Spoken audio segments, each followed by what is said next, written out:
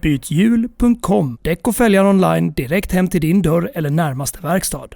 One of the SUVs that I've always liked, the Range Rover, and the Range Rover Sport. And this new generation Range Rover Sport is a car that I like even more. It's a bit addictive in some way. I don't know what it is, but they've always had something about them, the personality of them, which is just straightforward. It's got great elegance, presence, and looks. This one looks even better now in its refreshed new generation. Just from the look at the side, the big doors, they are really, you know, like in a hole. There's not that much edges. The front lights together with the tail lights, it all is a very nice package that is a bit discreet at the same time. But people still look at this car because they know that this is something of a luxury car that comes along. And it has made that statement during the years. They've become so popular, but I think they're popular and can't become tacky in any way. They got class and they got functionality.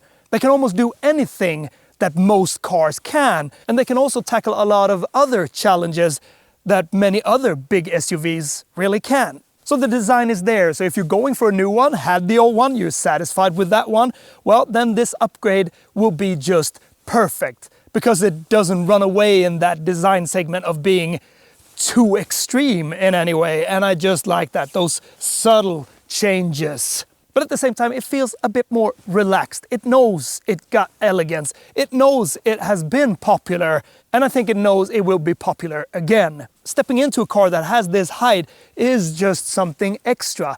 You see that well all over wherever you go. The camera systems that really provides you with the best 3D all-around view, the seats inside that caresses you like no other car in my opinion, and that has really put the Range Rover and the Range Rover Sport on a different pedestal. So you make a statement by buying this car. But this sheer comfort that this car just provides, how quiet it is just something way beyond many other cars in its segment. And also other luxury sedans like Mercedes S-Classes and BMW 7 Series. But if you want an SUV that provides you with all of this, then this is something special. I particularly love this four-wheel steering on this one. I think for being a big car, this is one of the most effective four-wheel steer that I've tested. It works really, really well. Like a snake, it just crawls around the bends. Or like in a tight space when you want to get out. Or this tight little curve here. Really, really good. But even though that's very effective and, you know, convenient and practical, when on the road, because this car on the road is almost as quiet as a car can be. So what that four-wheel steering does in a big, quiet SUV like this, especially on the roads that we've been driving on during this test, very snowy roads, very slippery, it feels like you're not really connected to the road. You can't really feel it because it really want to turn in, but you don't feel that when does it start to slide. And then all of a sudden, it's been so effective around a bend where it is slippery that it oversteers extremely. So that's just a minor thing. But on summer roads, well, that four-wheel steering will make this car even better. This car is such a pleasure to drive. It is so quiet, it is so refined, so well isolated, so it really feels like sitting in a private saloon. The only wind noise that you can hear, because I don't think I can really hear the tires, I think it's that quiet as well, is the side mirrors. That's it. That's just when you increase the speed, you can hear a little whoosh from them. Otherwise, it's completely quiet. So it doesn't matter the speed you get up to, you can still have the same tone in your conversation. So there's plenty of engine configurations to this car, but what we got here is the P510. So this is a plug-in hybrid with 510 horsepower, more than 700 Newton meters, 0 to 100 in 5.2 seconds, and a top speed of about 240 kilometers an hour. So it is quick, but it is very, very effective and efficient in its way, because you can reach about 100 kilometers plus in this car on pure electric. And how that electric engine works together with the engine, that is something that you never notice because the engine is so quiet, and of course electricity is quiet, and that is something when you drive this car, it feels like the engine is sitting in another car riding beside you or something. It is so well isolated, so the comfort level even there is just on another level. So that is so impressive, and that what makes such an impact on me, especially this new one. You can also get the P510e, 440 horsepower, so a little less performance in that one, but it's got the same range. So it's like, do you need that extra power? Well, driving this car hard, that is something. Driving it comfortably, comparing to driving it fast, that is a big difference, especially in this winter landscape that we got now, because these cars are well suited for it. They're heavy, they got all that tech that you need to take you off-road or through the snow. You don't need to worry a bit about that. But there is something with the electric motor when you want to drift a bit, because you can do that. It feels like the back wheels are still spinning, even if you want to do a little blip when you drift around. It keeps on going for a second, so it's a bit sketchy in that segment. And there's something else. It weighs a lot. It's more than 2.5 tons. I think it's more than 2,700 kilos. You can feel that when you need to brake. And especially when it's very, very slippery, you really need to think twice of where to brake with this car, because it will just go onwards and onwards. But when driving it on a dry surface, well, that's a different matter. You got rear wheel steering, and this rear wheel steering is one of the more effective ones that I've tested lately. On this relatively big car, you can get around such tight spaces and turn around quick, and that just makes it extremely convenient and practical. So it almost becomes like a little mini car in that way. This dynamic adjustable air suspension is also very clever and very nice. You can feel that, how soft it works, and it can read out through the navigation what type of road that comes ahead, and it will adjust it accordingly, so it becomes an even more pleasant ride. Together with that battery pack that is 38.2 kilowatts, it's a big one. It's got a straight 6-liter turbocharged engine, and it's great that they have that one. A V8, well, you wouldn't suspect them to put that in because that gets a bit cut down nowadays. But a 6-cylinder, we're thankful for that. A 4-cylinder can be a bit more stressed, and that's what makes this a bit more relaxed, because it's got some more oomph and power, and that becomes a bit more elegant and comfortable, and also more relaxed because it doesn't need to struggle that much and feel stressed. So taking plug-in hybrids for longer journeys, that is not really what they're aimed for. They're more from A to B, and you charge it and you know what type of route you are going. But this one, with that range of about 100 kilometers, you can get a bit further, and now you also get a 50 kilowatt onboard charger, so 80% can be topped up in 1 hour. And then you got some more distances to go on pure electric. So that is good. Longer journeys on more electric power. And on your standard wall box at home at 7 kilowatts, you can fully charge it up, and it takes about 5 hours. So this P510 is the first edition model. In this color, it looks very, very good in this Santorini black. But I like a little more poppy colors, and inside it's black, but it's very, very elegant. And this one, I think it suits it very, very well. I would like to have some white color to make it a bit more alive. But if you want to fly a bit more under the radar, then this is the choice for you, I think. And there is some extra equipment on this one. You get black exterior packet. You got sunshades for the back seat, red braking pads here underneath these 22-inch rims, but these are on 22-inch at the moment because we're driving on winter tires. Otherwise, you get the 23-inch on the summer tires. They are big. You got tow assist and secure tracker. And the trunk space is not that bad, considering it's got that big battery. So it's 647 liters. Price for this one is 1,640,400 Swedish crowns. It's more than 2.5 tons. I think it's up about 2,700 kilos. And that is plenty enough of weight. And when you start to be a bit more engaged in your driving a bit quicker, especially on this very, very slippery roads now, well, you need to think more than twice of where to brake, because this car will just keep on going because you can feel the weight. And when starting to push it sideways a little, if you want to play with it, it feels like that extra motor, that battery, it keeps on going. You know, you can have some fun with it, but you need to control it. And something about its elegance when you pull away. You know, this 6-cylinder engine, it's got some grunt together with that battery pack, which all in all delivers 510 horsepower and more than 700 Newton meters of torque. So this is a strong car. You can gather speed in it, but the way you gather speed and the way it feels when gathering speed, any speed, just feels so harmonic and relaxed. You know, if you want to save the battery, if you just want to go in EV, electric mode, or in hybrid. But as they play along, these two, you can't really notice which engine is running.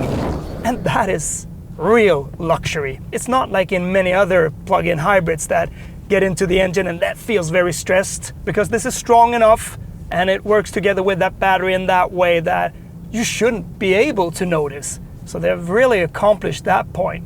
About 123 kilometers in range on pure electric, which is really good. So in real life you won't really reach that, but you know, just getting half that is good. And look at this, piles of snow, it just plows it right through. And this air suspension also makes the whole ride just, you know, as comfortable as being on a smooth road. And of course you can have some fun with it. But you can feel that that engine keeps on going there. It's not like you can just cut it off by letting off the accelerator. You can use these paddles as well. So it's rather quick, 0 to 100 in a little over 5 seconds. Fast enough for a big SUV like this. But when starting to be a bit more ambitious, driving a bit harder, well, of course, you know, the body control is controlled. That suspension really keeps the car rather flat, but you can't get away from the fact that it is a very raced car. It is a big SUV with a lot of kilos on it. So you can't do that much, but you're involved in the driving, but the driving is, of course, more or less aimed towards being comfortable. Even though I can't really define exactly how it feels when under super pressure because it's so snowy and so slippery today. It's got this 48 volts body controlled system that maintains it a bit flat. So it doesn't feel like it leans. It might look like it leans from the outside a little when stressing it through the corners, but it's like the Range Rover when we were driving that on track. Looks like it leans, but it doesn't feel that bad. Ooh, you step in and these seats are my favorite seats, period. I adore them every time I step into one of these cars, especially these newer models. They are just such a treat. And even though I got a bit of a big jacket on, I think they still feel really, really nice. You can get massage in different steps. You can set them in so many ways on the screen here, and of course manually on these nice buttons, which gives real good feedback. They're just big, chunky, and they respond quickly. And the whole look in here, still very nice. It's very sleek, it's very clean. You get a little open space underneath here, so it's a bit flowing, and it flows up here. And this screen that is a bit curved, minimalistic, but really nice. It's a bit on the slow side. You know, it could have been a bit quicker, but very nice with the widgets here that you can put in so you can get into the different menus that you want. If you want to see your leaning angle of the car, how much charge you got, how much battery you got, what type of drive modes. It's the same like in the Range Rover, the bigger brother. But it's not that difficult to understand. And there's also great space between all these symbols, so you know where to dig into. A little plastic here, you know, that glossy panel that is so popular in cars. But the rest, that pure great feeling of leather combined with some fabric material here on the speakers. It just breaks off in a very, very elegant way. The roof is lined in this almost Alcantara looking fabric. A little of that feeling on the gear selector, which is a bit, well, it's not that very distinct. You need to push this button to get it into the right place. So I really don't like that much, but it's short, it's nice. You can rest your hand on it while you push this screen. So that's very smart, thought out. You get some physical buttons here. These buttons are a bit tricky in the beginning because you need to push them to set your temperature in your seat, your ventilated seats. And then you need to pull it to adjust the fan speed to get into auto. But then it's rather easy to just scroll to get that temperature that you like. Very nice, elegant design on these vents here. That Meridian sound system sounds just superb. It's a bit plastic, that one. The only thing that really, you know, like puts it down a little because they don't look that very luxurious. Could have done something more with that. Says first edition here, and underneath you got your cup holders. Very big storage underneath. Induction charger under here. You can put your phone. You can't really see it because it's hidden away under there, but that's good. And you're just focused on the road. A little scrolling knob, which gets you into dynamic, eco, comfort, and then all these off-road settings. And they are plenty. You can do a lot here. How you want to set the different height of the car, on what type of terrain you're going, if you're going on mud, snow, grass, on a rocky road, over rocks and on sand. And also when you're going into water, you can go down to depth of 800 millimeters with this car. And then you get it displayed here on the screen when the water rises on what type of height it is. So that's the cool thing about this car. Super luxurious. You can drive it rather actively, and then all of a sudden you can relax and just cruise along in the most comfortable way, surrounded with luxury and tech. But then you can just pull off the road and get into the most tricky situations that nature really brings. And it will tackle that. That's what makes these cars so special. Armrest that you can set. I like these ones. Nice touches on these handles up here if you want to climb out or hold on when it starts to bounce a bit off-road. Steering wheel, big, but great feeling to it. You got some semi-haptic touches here. You always get a bit, you know, like a bit more physical ones would be great. Paddles back here if you want to shift yourself when going in dynamic mode. But this gearbox, this 8-speed gearbox, you should just leave that alone and let it do its job. Great sunroof that lets in a lot of light. You need that when it's a bit dark in here. The back seat is okay. A bit low, this base seat. Could have been a bit higher, a bit more support, but you got electric adjustable backrests. So that's rather good if you want to relax a bit more. You got this fully digital climate control back here. Cup holders, bit nice touches to them. And the Meridian sound system back here is nicely dressed in this textile. I like that. And the light comes in from that big roof. So it's just a good place. The seats are a bit harder back here than the front seats. But for the back seat riders, the space is plenty, the comfort is plenty. It's just a good place to be. Compared to the Range Rover, it feels like this has some more edge to that sporty feel. So they might have maintained that, but I need to review this on dry surface as well. Maybe the hardcore version, that P635, I think it's called. We can't get away from the fact that this is just one excellent SUV, and maybe one of the better plug-in SUVs, combined with all this luxury and luxury status and the tons of comfort that it provides. So I just love driving this car, and sitting high, that is also some type of security, even though it can be fictional sometimes, that you feel a bit more safe, that a car that is big and that you sit high in is more safe than a lower sedan or something. Might not be the case, but the thing is that you see around really, really well, and that also makes you feel a bit more relaxed. So it just puts on another layer on that cake of being complete. It's just a super SUV, and also a plug-in hybrid that gets you rather far. And that quick charge, I like that.